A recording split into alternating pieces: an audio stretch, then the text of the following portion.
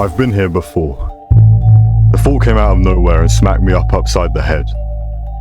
My legs jerked to a stop that was so sudden, I could feel it ricochet all the way up my spine. Nose wrinkling, I looked around the park.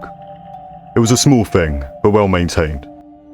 There were benches on the side of the path, which wrapped around the entire exterior of the park, and a small man-made lake at the center of it. The lake itself had several ducks on it, 3 of them, all black-headed and white-bodied, and a few ordinary-looking children trying to coax the ducks closer with bits of bread. A woman in a bright pink halter top was jogging down the pavement. A man was walking towards her with a large boxer dog on a leash.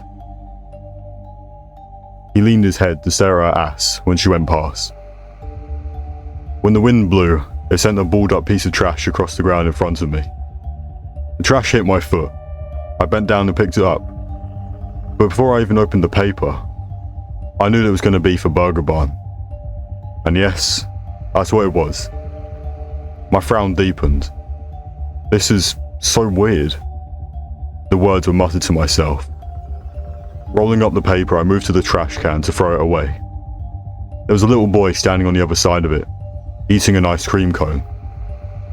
When he saw me, he stopped, and his eyes went so wide, it almost looked painful. I froze.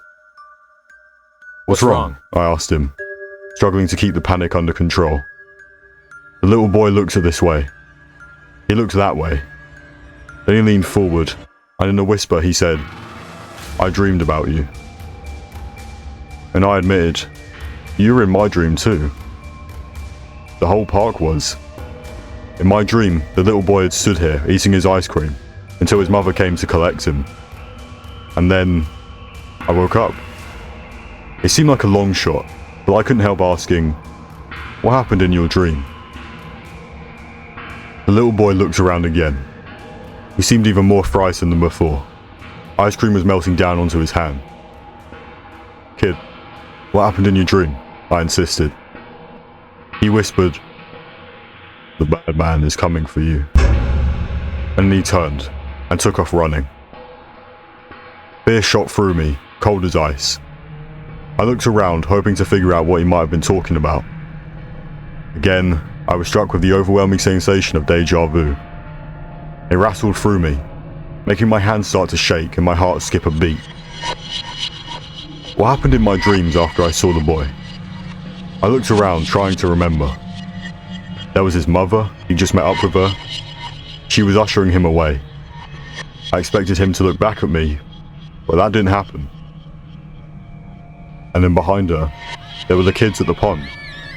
They'd grown bored of trying to bait the ducks close, and started to chase after each other with big sticks. One of them cracked the other too hard in the shoulder, and she started to cry. I knew that was going to happen, the same way that I knew a cycler was about to come rushing past me. He threw a bottle of water as he went, and it landed into the trash can perfectly.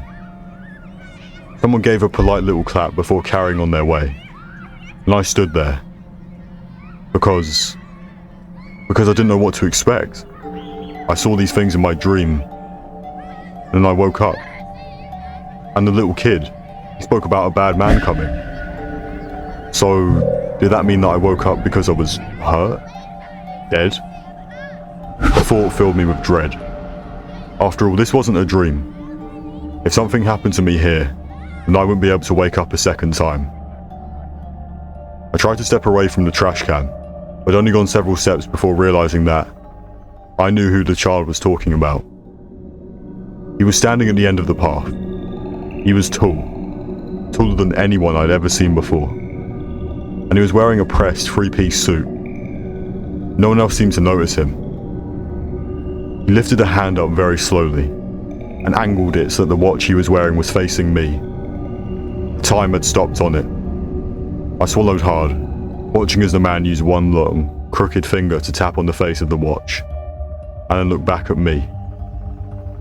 His brows raised, as though to question, "Do you see this?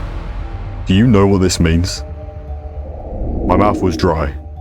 I stumbled backwards a step, and the man, he didn't take a step forward, but yet he moved forward anyway. kept the same distance between him and I.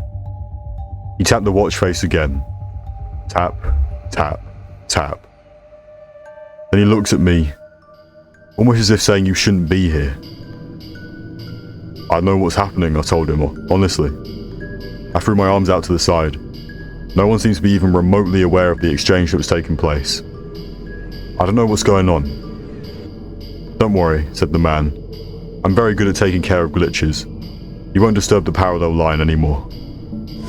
From his jacket he withdrew a gun. The metal was pitch black and had a large valve on the side that I'd never before seen. He raised it and pointed it straight at me. I tried to move, to run, to call for help, anything. But it seemed as though I was as frozen as the watch face that he had previously displayed. And then he looked at me, and he pulled the trigger.